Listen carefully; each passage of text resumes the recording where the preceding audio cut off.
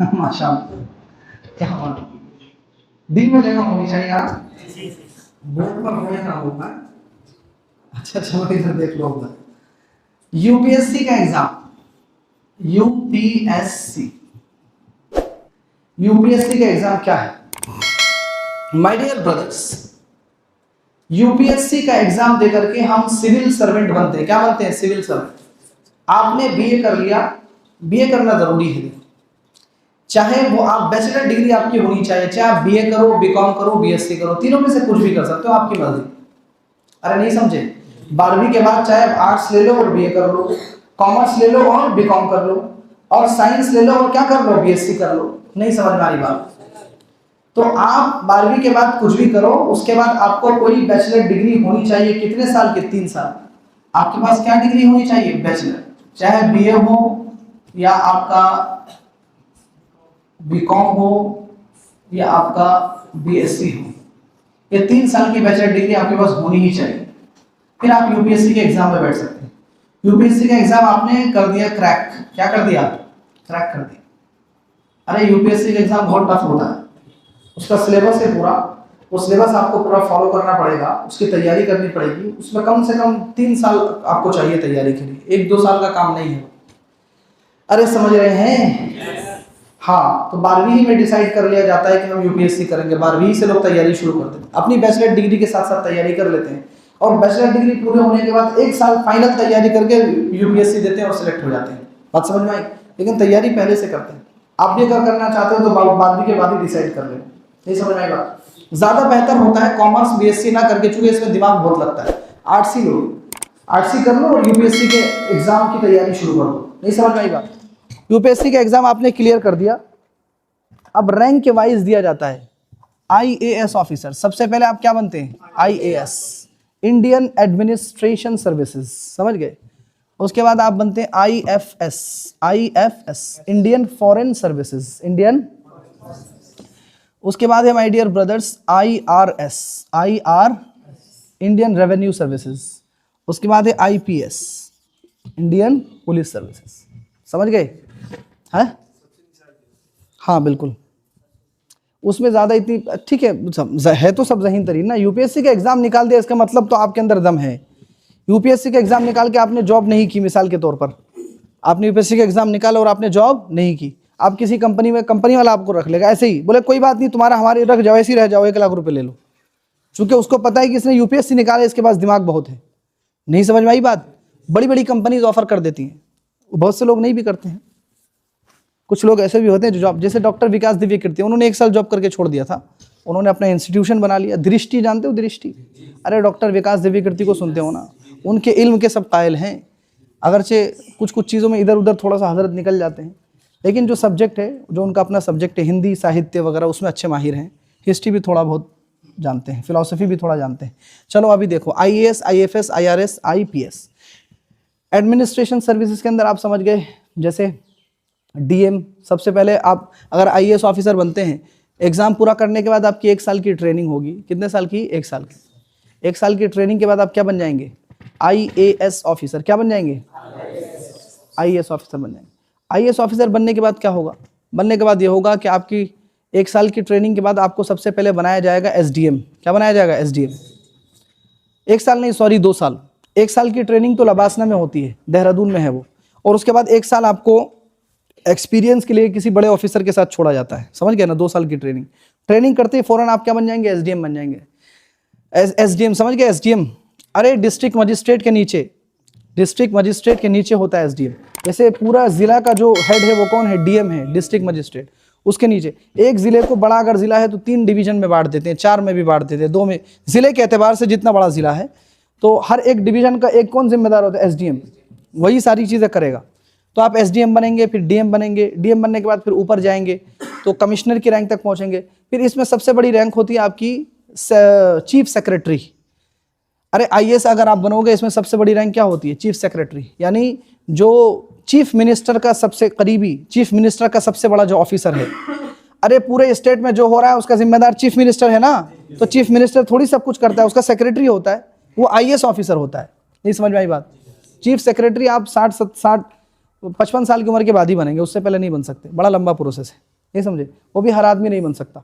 जिसको time time पर promotion मिला है, उसने काम अच्छा किया है तो मिल, और फिर थोड़ी सी सरकार की तवज्जो भी चाहिए। सरकार की क्या चाहिए? तवज्जो बहुत ज़रूरी है। आपको उनके लिए थोड़ा सा एक दो जगह गड़बड़ करना होगा, तब जाके आपको मिलेगी। चलो, IFS ऑफिसर, फॉरेन सर्विसेज, जो राजदूत होते हैं, राजदूत, राजदूत जानते हो? अरे एम्बेसडर्स, हमारे मुल्क का जो सफारत खाना है पूरी दुनिया में है ना, हर मुल्क में। जैसे हमारे मुल्क के अंदर पूरी दुनिया के सफारत खाने, अमेरिका आपको जाना है तो आप अमेरिका डायरेक्ट भाग जाओगे यहाँ से?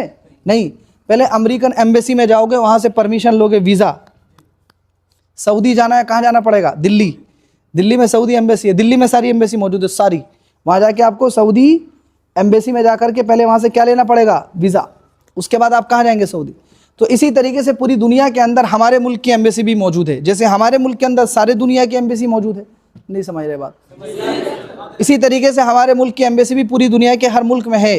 तो उन एम्बेसी में जो सबसे बड़ा ऑफिसर, पूरे ऑफिसर्स होते हैं ना, उसके अंदर भी सब बड़े बड़े ऑफिसर्स होते हैं उसमें, तो उसमें IFS ऑफिसर वाले जाते हैं, इंडियन फॉरेन सर्विसेज वाले जाते हैं। उसमें कौन जाते हैं? इंडियन फॉरेन सर्विसेज वाले। अरे भाई समझ गए? उसके बाद IRS ऑफिसर, रेवेन्यू सर्विसेज, यानी इनकम टैक्स का डिपार्टमेंट। कौन सा डिपार्टमेंट? स्टेट का डिपार्टमेंट अलग होता है, पूरे उसका डिपार्टमेंट अलग होता है। ED में भी बहुत सारे ऑफिसर्स IRS से जाते हैं।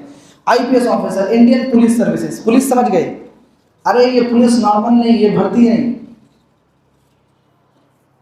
ऑफिसर्स दो तरह के होते हैं। कितने तरह के? दो तरह के। एक ऑफिसर्स होता है गेजेटेड ऑफिसर। क्या होता है? गेजेटेड ऑफिसर, यानी जो कोई सरकारी इम्तिहान दे करके चुन करके आया है, यानी वो बहुत ज़हीन तरीन आदमी है, वो बड़ा ऑफिसर होगा। और एक होता है नॉन गेजेटेड ऑफिसर। एक होता है कौन? Non gazetted officer.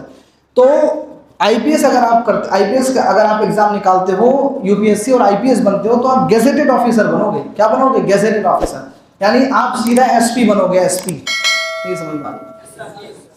अरे आप क्या बनोगे? SP, superintendent of police, superintendent of police. अब डिपेंड करता है, SP से नीचे भी कुछ रैंक होती है, असिस्टेंट SP भी होता है, और उसके ऊपर SSP होता है, सीनियर सुपरिटेंडेंट ऑफ पुलिस भी होता है। फिर पूरा जिला, और पूरे जिले से फिर एक डिवीजन बनता है, डिवीजन से फिर बहुत सारे डिवीजन मिलाकर के स्टेट बनता है, और स्टेट का फिर सबसे बड़ा अधिकारी होता है, उसको बोलते हैं ADGP। क्या बोलते हैं? ADGP, additional deputy general of police, additional deputy general of police. अरे नहीं समझ रहे आप लोग? तो IPS ऑफिसर बन करके आप पुलिस, इंडियन पुलिस सर्विसेज में जा सकते हो। इसमें भी ट्रेनिंग होती है 2 साल की। अरे भाई समझ गए? UPSC का एग्जाम इतना आसान नहीं, बड़ा मुश्किल है। हाँ, एक चीज और रह गई, उसे भी समझिए। अगर आप, माय डियर ब्रदर्स, जैसे आपके भाई वगैरह में, आप तो नहीं, अगर आप इंडियन आर्मी में जाना चाहते हो, किसमें? Indian army. इंडियन आर्मी में भी 2 तरह की पोस्ट है। एक तो पोस्ट आपकी हो गई गेजेटेड ऑफिसर्स की। कौन सी? Gazetted officers. और एक non gazetted. Non gazetted officer का मतलब उसमें इम्तिहान देने की इतनी कोई खास जरूरत नहीं है, दौड़ करके सिलेक्शन होता है। अरे भाई नहीं समझे? अरे वो लोग नॉर्मल होते हैं, उनकी दौड़ा, फिटनेस देखी, लंबाई देखी, सीना, सब कुछ देखा और उनका सिलेक्शन हो गया। अब उनको किस में रखा जाएगा? उनको छोटी नौकरी मिलेगी, छोटी। अरे नहीं समझ। और गेजेटेड ऑफिसर, इनकी भी ट्रेनिंग होती है, इनकी स्पेशल ट्रेनिंग होती है, खुसूसी, और फिर इनको अच्छी ट्रेनिंग होती है। इनके ट्रेनिंग के साथ साथ स्टडी भी इनको कराया जाता है। 2 साल नहीं, बल्कि इंडियन आर्मी में 4 साल की ट्रेनिंग है। उसके बाद फिर आप क्या बनेंगे? गेजेटेड ऑफिसर बनेंगे। क्या बनेंगे? Gazetted officer. और सीधा सबसे पहली जो पोस्ट इसमें मिलती है, वो मेरे ख्याल से इसमें सबसे पहली पोस्ट मिलती है, कमांडर नहीं, उससे भी नीचे मेजर। सबसे पहले आप क्या बनते हैं? मेजर बनते हैं। मेजर नहीं समझ में बात? मेजर बनेंगे आप। तो इंडियन आर्मी के लिए आपको जो इम्तिहान देना पड़ता है, जैसे UPSC देते हो ना पुलिस सर्विसेज के लिए। अरे नहीं समझ रहे? सिविल सर्विसेज के लिए आपने क्या दिया? UPSC। इंडियन आर्मी में अगर आप बड़े ऑफिसर बनना चाहते हो, इंडियन आर्मी में क्या सब ऐसे ही जाते हैं क्या? उसमें भी तो बड़े ऑफिसर चाहिए, उसमें तो और ज़हीन लोग चाहिए, नहीं चाहिए क्या? तो उसमें जो बड़े ऑफिसर बनते हैं उनको इम्तिहान देना पड़ता है NDA। कौन सा इम्तिहान देना पड़ता है? NDA का इम्तिहान देना पड़ता है। हाँ, BA के बाद नहीं, 12वीं के बाद, 12वीं क्लास, और उसके बाद फौरन NDA के एग्जाम देने के बाद फिर 3 साल की ट्रेनिंग है। कितने साल की? 3। नॉर्मल, रेगुलर जो सबकी ट्रेनिंग होती है रेगुलर, और 1 साल की ट्रेनिंग होती है स्पेशल। 1 साल की ट्रेनिंग कैसी होती है? Special training. 4 साल के बाद फिर आप बन जाएंगे ऑफिसर। नहीं समझे? लेकिन ये NDA का एग्जाम बड़ा टफ होता है, बहुत टफेस्ट एग्जाम, जैसे नीट है ना उसी तरह ये भी बहुत टफ एग्जाम होता है, इतनी आसानी से आप नहीं निकाल सकते, नहीं समझे। इसमें भी ज़हीन तरीन लोगों को लिया जाता है। अरे भाई समझ गए, ये पता नहीं थे इसलिए मैंने बता दिया। इसका तो फिर भी कहीं ना कहीं सुनते रहते हैं, इसका नहीं सुना होगा आपने, ये सुना है, एनडीए का एग्जाम देना पड़ता है और उसकी एकेडमी नेशनल डिफेंस एकेडमी, इसी की फुल फॉर्म है। एनडीए में जाकर के आपको पढ़ाई करनी पड़ेगी नेशनल डिफेंस एकेडमी में।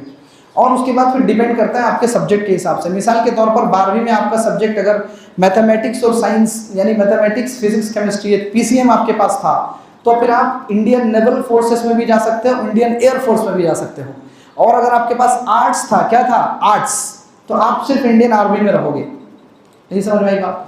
अरे एयरफोर्स में जाएगा तो उसमें तो टेक्नोलॉजी की जरूरत है ना, तो इसलिए 12वीं में अगर आपने किया हुआ है फिजिक्स केमिस्ट्री और मैथमेटिक्स, तो आप किस में जाओगे, इंडियन एयरफोर्स में जा सकते हो, इंडियन नेवल फोर्स में भी जा सकते हो। नेवल समझते हो, पानी जी, नेवी में। डन, अब समझ गए। देखो बहुत सारी चीज़ आज आपको बता दी गई है, बता दी गई कि नहीं, या नहीं बताई गई।